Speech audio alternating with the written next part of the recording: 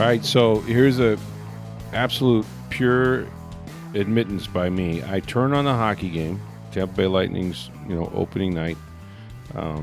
Saw the pomp and circumstance and all of that. Watched them jump to a 3-1 lead, and then said, "I think I'll watch some football for a while." Next thing I know, it's 3-3, and they wind up losing 5-4. Like, you're supposed to close those out on opening night at home.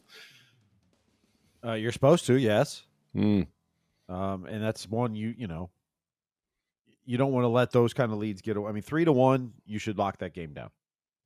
Yeah, even if it's early, right? Even if it's first period. Yeah. And the second goal was kind of fluky. It got by Vazzy, it hit the post, bounced back, and then hit him in the back and dribbled in. And so, and it was 3-3 until late in the game. They gave up the goal, and then an empty netter. And then Cooch got one back to make it 5-4. But not the start you wanted for the Lightning, particularly when you got off to such a good start, 3-1.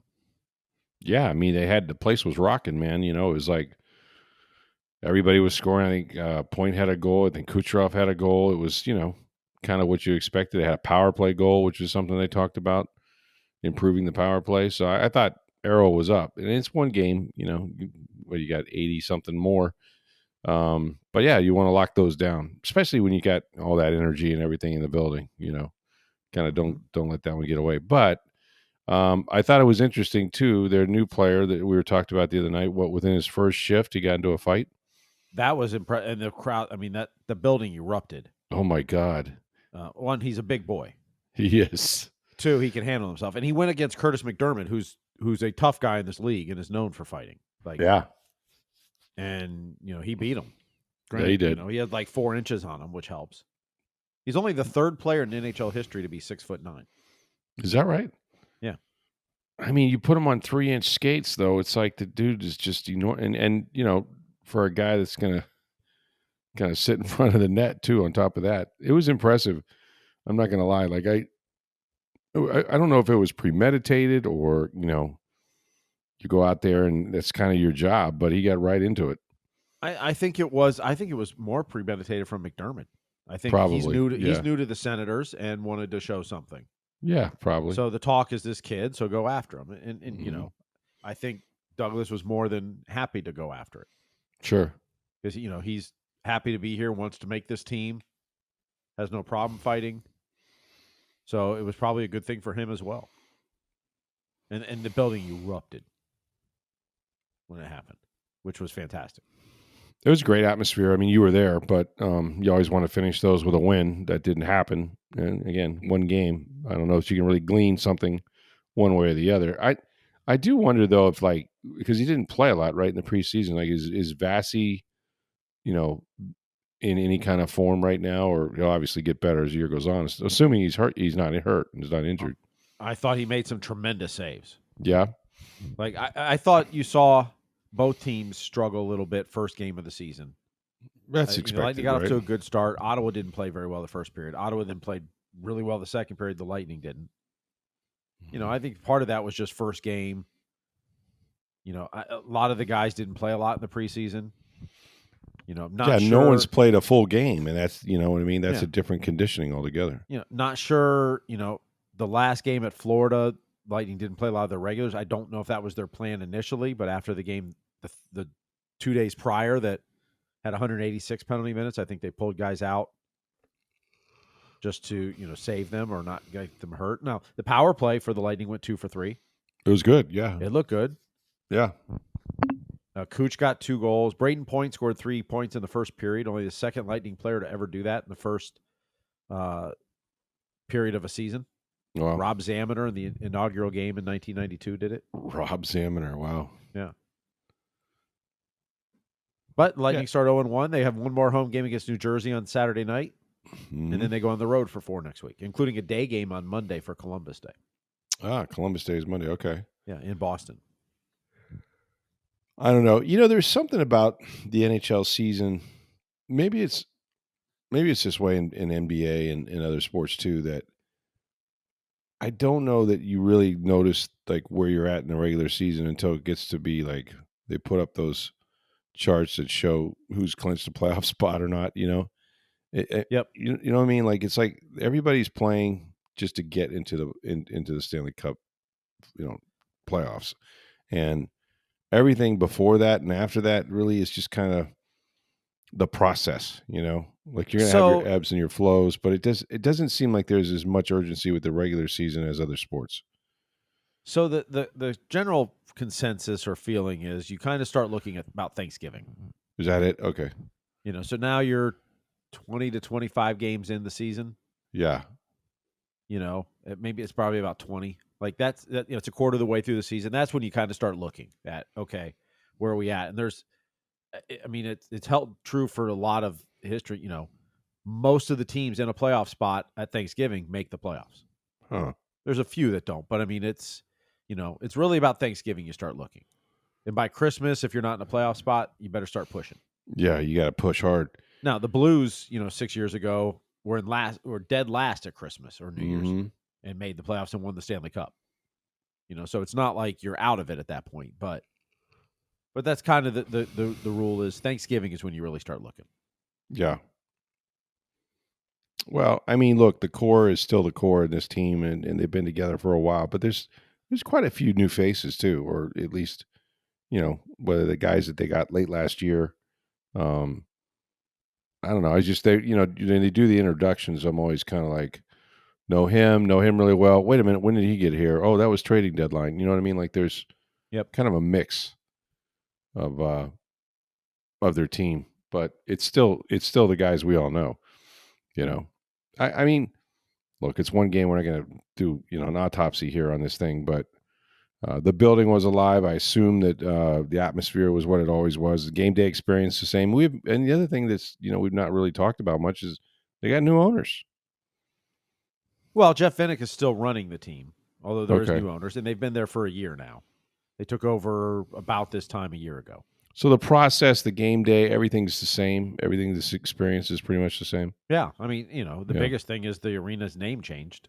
That's Benchmark true. International Arena. Yeah, that's true. Yeah, the bench. And they actually changed food vendors as well, so there was a lot of changes there. Oh, okay. All positive and good changes. Mm-hmm. But yeah, actually, there's been a lot of changes there as far as trying to make the game day experience better. So. I noticed they were doing the pregame outside. Is that going to be a thing now? That is, yeah, the new television deal as well. Right. So on Script Sports, yes. Weather permitting, the pregame show at home games will be on the plaza every game.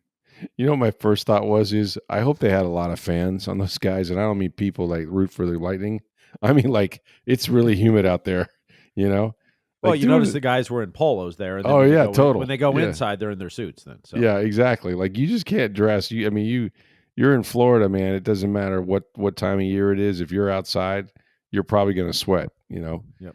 We're supposed to have our first cold front of the year come through this weekend. When I say cold front, I mean humidity is going to go down at some point, and so that'll be a respite that in and of itself. But otherwise, yeah, you're outside in the elements, and we have plenty of elements here in Florida, so they'll probably be grateful when there's a few rainy days. But I thought that was, I couldn't tell a difference with the new network, like none of that.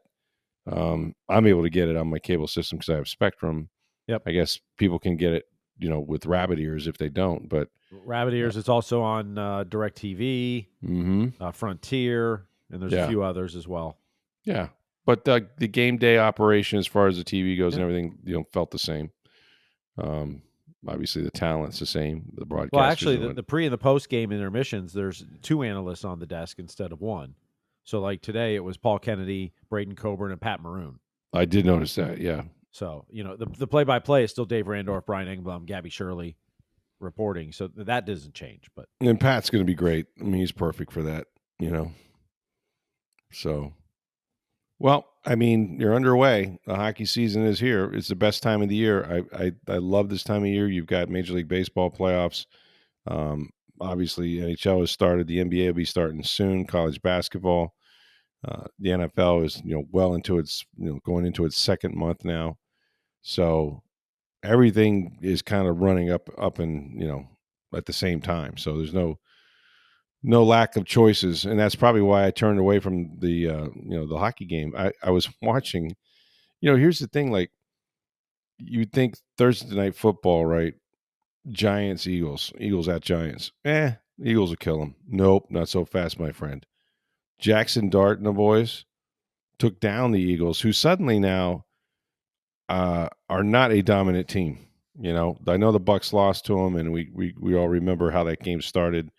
Bucs had a chance to come back and win it, as a matter of fact, if not for the block kick and whatnot. But there's, in my opinion, there's really no super team in the NFC, and it's amazing to me how one player at that quarterback position now, it's not like Jackson is not playing like Tom Brady, when he first started. Um, but he's doing his thing, and he's brought a certain swagger, and he can make some plays with his feet, and he hit some throws, and there's just that position is so much about belief, and you can tell by the body language that these guys now are going out there. They've had an okay defense. I mean, they had players on defense. There's no question about that. But that was unexpected, and they handled the Eagles pretty well, and now suddenly you look at the NFC and you go, okay, who are the dominant teams, and two of them are playing each other, 4-1 teams on Sunday with the Bucs and the 49ers. But after that, is it the Eagles? Is it the Lions? Is it San Francisco? Like, who are we going to be talking about in the next 2-3 months? So it's sort of wide open. But yeah, it was a lot of like going back and forth. I could have come upstairs and turned them back on and watched them at the same time, and that but I was so confident that when the Lightning were up 3-1, I thought it was going to end up being like a 6-2 game. To be honest with you, those were three pretty quick goals in the first period to be at home, but they couldn't make it stand up. So a little more work on defense, and they'll be there. Let's talk about the Bucs and about this weekend in the NFL. We'll do that here in just a second, but first, make sure you get on down to Breitling Boutique International Plaza Mall. That's where you're going to find the best Swiss watches ever made by the Breitling Company. They've been in business now for over 140 years. Been at International Plaza Mall for the last almost 6 years now going on. Now, where you're going to find the Breitling Boutique is in the center of the mall, upstairs, second floor. Best customer service you're going to have. It's a beautiful store. Go in, spend some time there. Let them pour you a drink. Let them tell you about all the different timepieces that you can own. For men, the watches that they have, the Navitimers, the chronomats that they're known for, women's watches for your wife or your girlfriend. These are sports watches. They're beautiful. They're very durable, and she gets to choose from just an array of different colored wristbands to go with that. And while supplies last, and there are 32 NFL teams, they are celebrating the NFL's 104th year anniversary with these team watches, each team with its own unique watch. These are chronomat watches with the team colors as the face of the watch, the logos. They're stunning. And when I was by the mall not too long ago, they had in the display case the Buccaneers team watch, the Jaguars team watch. You have to see these things. They're collector's items. And obviously, the Breitling Company makes the best timepiece you will ever own. It is Breitling Boutique. It's International Plaza Mall. Please go by and see these folks, and make sure when you do, you let them know you heard about it right here on Sports Day Tampa Bay. All right, this Sunday, it'll be the San Francisco 49ers visiting the Tampa Bay Buccaneers with what should be a glorious weekend weather-wise. Like I mentioned, a little less humidity, maybe a little, temperatures in the 60s in the morning at least, which will feel for us like chilly football weather. These two teams are really interesting because they're both as injured franchises as franchises can be. I mean, the 49ers don't really have one healthy quarterback, much less two. And Brock Purdy is going to be out again. It's going to be Mac Jones, who's also been on the injury report. Mac Jones is 3-0 as a starter, so don't take him lightly. They went into Los Angeles and beat the Rams, and they don't have anyone. Most of their players are hurt too, just like the Buccaneers. I've never seen really two teams. I think I counted. I'm not going to do this live, but I think I counted around 18 or so players that were listed on the 49ers injury list. I mean, and guys that, that you would know. I mean, defensive linemen like Yetur Gross-Matos, the receivers, Jawan Jennings. You've got Ricky Pearsall has not practiced. Purdy, I mentioned, is out. Jordan Watkins has not practiced. Trent Williams did make it back to practice, but he's been beat up, the left tackle. Even like I said, even Mac Jones has a knee and an oblique injury, and he'll probably be the starter. So you go through this thing, and you're like, wow, here's a team that's nearly as or more beat up than the Buccaneers. What I would worry about, and as we tape this thing, haven't found out the status of Chris Godwin, who did not practice earlier in the week. He's listed as having a fibula. I've not seen many people listed with some, various bone as the reason for their injury, but he was limping by the end of that game last week, and the fibula is the bone that he broke when he dislocated his ankle. So whether that's soreness, a bruise, I don't know as we do this podcast, but I think it's reasonable to think that maybe he's not able to play, which would put a lot more pressure on their already depleted, receiving core. I mean, Emeka Buka obviously is carrying them, as is Sterling Shepard. Tez Johnson has really stepped up, and so they got guys, but they're really testing their depth now. Mike Evans will not be back this week. I think he has a chance next week. Just sort of watching him move around and where the rehab is at. So it would be unbelievable to be able to have Evans and Ibuka and Godwin, but I'm not sure. Chris has not really looked like Chris Godwin, to be quite honest. He's out there, he's playing hard. He played a lot of snaps, over 50 snaps the other day. But you can't expect this guy with no training camp, having not done anything football related for about 11 months since his surgery, to jump in and be that guy. So no Bucky Irving this week again. Rashad White will get a lot of work, and you would expect that their other running backs will be part of that too, with Sean Tucker and Josh Williams. I think defensively, that's where there's a concern injury wise as well, because even though Jamel Dean is back, we're going to have to wait and see what they do with Zion McCollum. They've casted up his thumb. He's got a thumb injury. He played it with it last week without a cast. And so I don't know what his status is, this week, but they do get Christian Izien back, which is going to help them in the nickel situation. So it's like, one jumps in, one jumps out kind of thing all over the field, and they've been managing to keep games close and win it with 2-minute drives at the end. And that might be the same thing that happens in this game. These teams have played, I think, about 3 years in a row, and really the 49ers have pretty much owned them, whether it was in San Francisco or here in Tampa. They've been close games. I think it was a walk-off or more or less a walk-off last year for the 49ers, kicked the field goal late and won. But if you can imagine them beating San Francisco to go 5-1, that sets up an unbelievably delicious matchup a week from now on Monday Night Football when they're at Detroit, and you could have a Mike Evans back and some other players as well. So this is kind of one of those games that your season can kind of pivot one way or the other. I mean, I think they're having a special year because of the way Baker has played and winning games as late as they have. Four of them, all four in the final minute. That's hard to sustain. But by the same token, they haven't put together a full game yet on offense and defense, and they haven't had all their guys. So you feel like they're going to get better as they get players back. As Josh Grizzard gets more comfortable, which he has, and you feel good about where they're at. Sitting here 4-1. But this could be one of those swing games, man. I don't really have a handle on this other than to say the 49ers just have a way of winning this game, even when Tom Brady was playing them. It's just, it just hasn't gone the Bucs' way. So I think it's a big swing game for them. It just feels that way. It is, and not only that, but you could really take a commanding lead in the division if you win. Yes, sir. And I say that because Atlanta, who's 2-2 and just coming off a bye, but they're hosting the Bills. Ooh, the Bills who are coming off a loss. Yes. Yeah, and that's a Monday night game. The, Yeah. the Panthers are 2-3. They're hosting the Cowboys, who are playing. Dak Playing Prescott's well. playing well. Mhm. So if those two teams lose and you go to 5-1, like you have a commanding lead in the division. Yeah.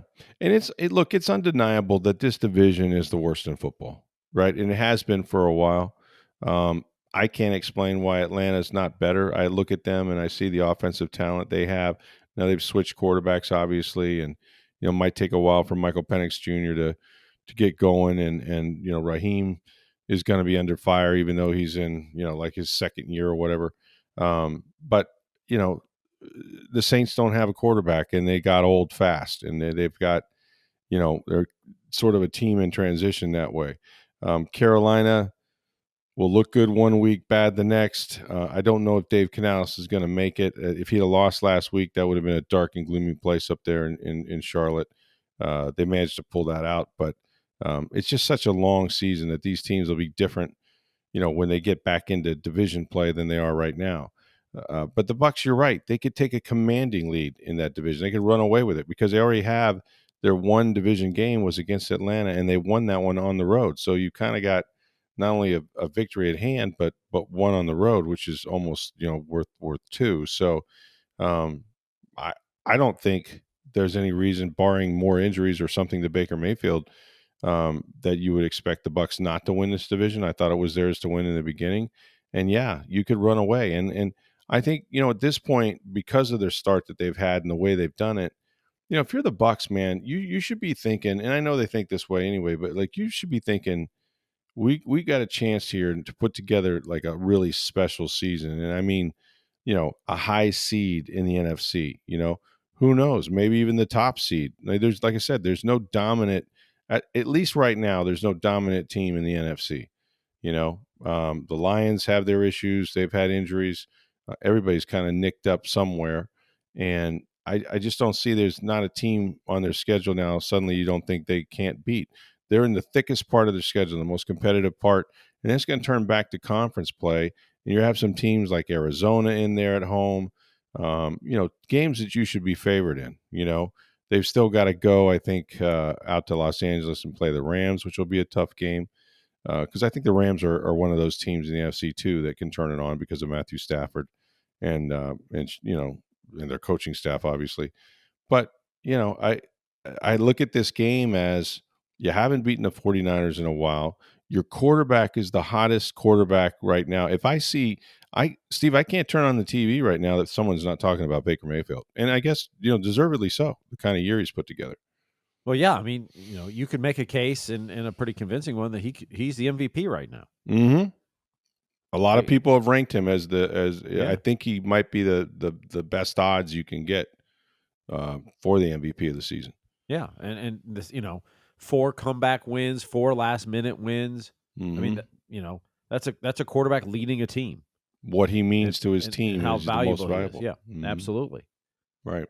And there's other candidates out there. Puka Nacua is having a great year, and Dak Josh Prescott, Allen's always Josh going to be Allen, mentioned. and, Yeah. But right now, and granted, we've seen it before with Fitzmagic. 2 weeks in, he was the MVP, and then a few weeks later was benched, and Jameis was back in. But not that that's going to happen to Baker, but Right. it doesn't mean he's going to be the MVP. But he's playing at that level, considering last year leading the league in interceptions, Mm-hmm. and then what had 13 fumbles or something like that. Didn't lose them all, but this year it's 1 turnover. One interception, and that came in a comeback effort, against an Eagles team that, the ball was tipped. He thrown in the end zone to Chris Godwin. If they hit that play, or if he doesn't throw that pick, they may come back and beat the Eagles as well. And they were trailing by almost 3 touchdowns in that game. Yep. So, and I can only remember 1 fumble he's had, and he got it back. Yeah, maybe he's had another one or two. I think he's had 2, and they didn't lose either one of them. But yeah, those were the potential turnovers. Was just ball flew out of his hand one time. I think it was in Texas, but yeah, it's everything's there. He could not play better. He's obviously led his team. We wrote. It's funny because we wrote stories about how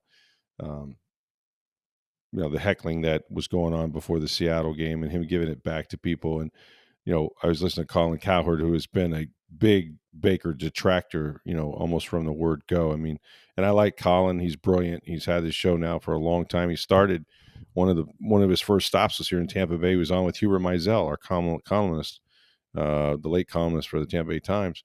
But Colin was always on Baker's butt. You know what I mean? And chastising him for his antics. And, but Tom Brady doesn't wear his hat on backwards. And then I thought it was funny when Tom Brady got here, he'd literally sit down with his hat on backwards. But, he was always. He didn't wear his hat backwards in New England. True. That's under true. Bill Belichick. Maybe it's a Tampa thing. Yeah. It wasn't Bruce Arians didn't care. Yeah. Good point. Yeah. Just win, baby. But yeah, I think that the perception of Baker, and he admits he was, none of us at 22 are what we're going to be at 30, right? Or you shouldn't be. You should grow every day as an adult. And I think that was part of Baker too. But like he said the other day, on the field, he goes, there's just not that much difference. I'm who I am. I'm authentic. I'm going to be the same guy. And he goes, but when I was, when you're not winning, then you're cocky, you're arrogant, and you're immature. And he goes, but now it's, he has moxie, that kind of thing. And it's the same guy, between the white lines. He plays the same way, like his hair's on fire, but it's just the results are different. And the winners write the stories, write the narrative. That's it. You create the narrative. That's right. Yeah. You write the narrative. It's true without history, wars or whatever else. Like, yep. To the victors go the spoils, right? Yeah, exactly. Yeah. So he's winning now. People love him. And, Mike McCarthy, whoever it was. Dan Orlovsky, who, of course, quarterbacked here for 2 years under Greg Schiano. He was one of their backups, but he's just had a great career on television since he left the NFL. And he did his rankings of the 5, top candidates that he had for MVP. And Baker was number 1.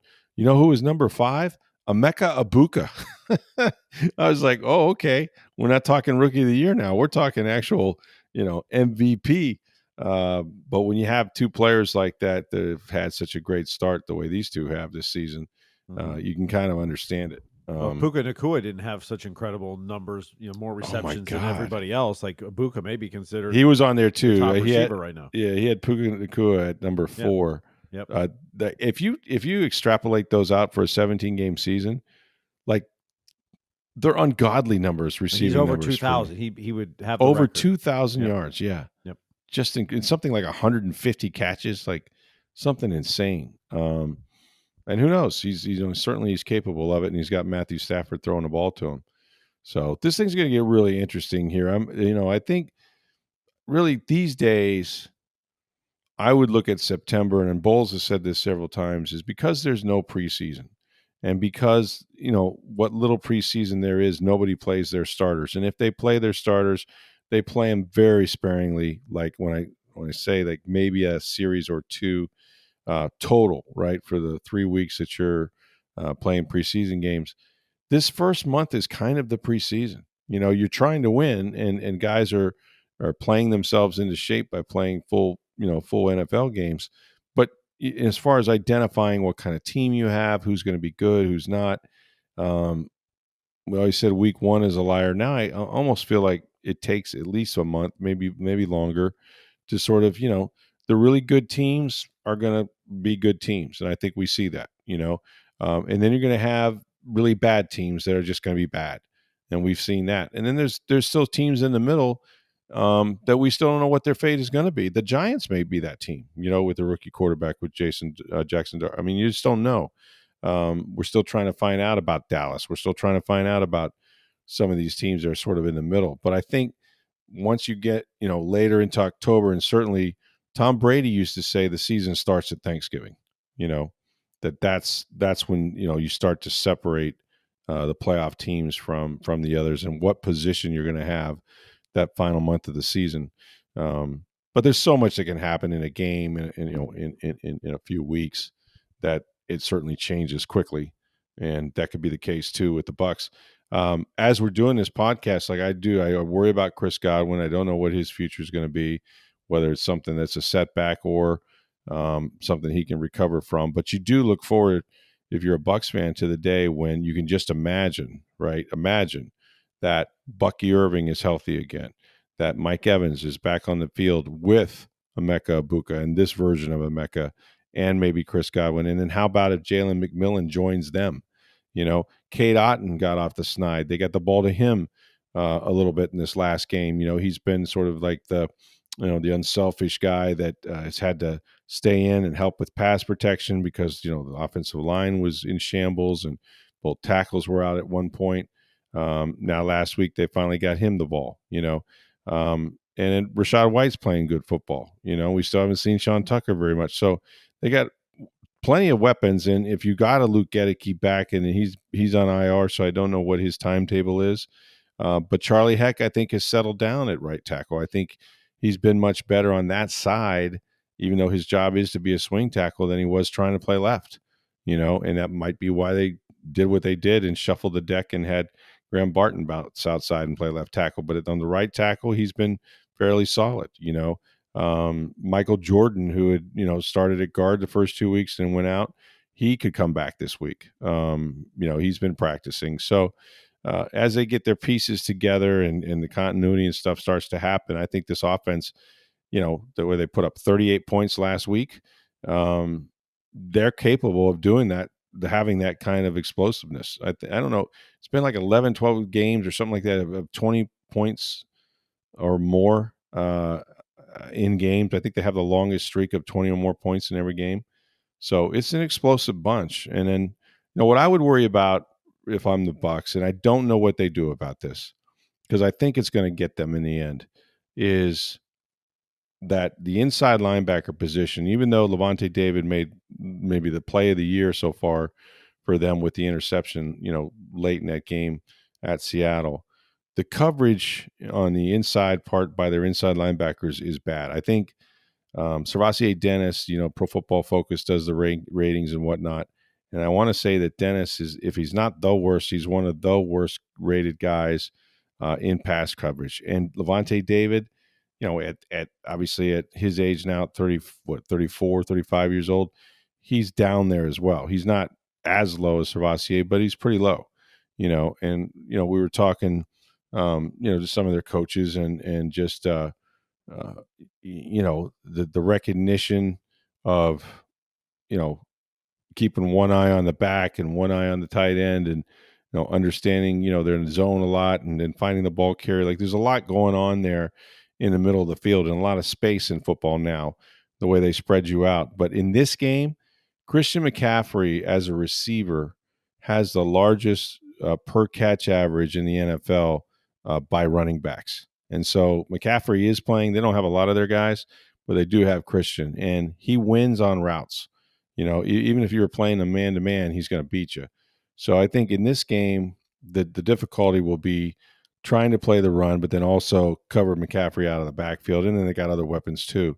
But George Kittle's probably not going to be in this game. I mean, they're missing a lot of pieces. And Mac Jones is just he's hurt too. He's got a couple things that are beat up, and including his knee. And yet he's 3-0. We've seen him play this team before. I think Brady's first trip back to New England, he was the quarterback and almost matched him, throw for throw. So he's very capable, and he's playing good football with Shanahan calling the plays.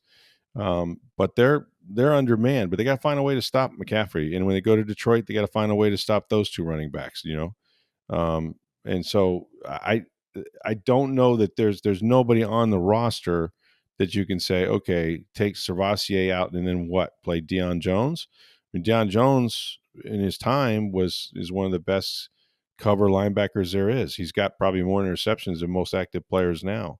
But I don't know that that's the answer. Could you make a trade as we approach the deadline here in another month or so? Is there going to be an inside linebacker? Traditionally, Jason Light hates giving up draft picks, and you can see why. Because he values them, and the guys they pick usually make their ball club, So, but defensively, that's the edge rushers aren't getting home. I did see a metric the other day where teams are throwing the ball quicker than any team that that is in the NFL. Like they're not. They know that Todd Bowles is going to bring pressure. You got Hassan Reddick, you got Yaya Diaby, and the ball's coming out really fast. But when you talk to Larry Foote, he goes, not an excuse. We got to have more activity up there. We have got to get the quarterback more. So there's a lot of room for growth, but I actually feel pretty good about this game.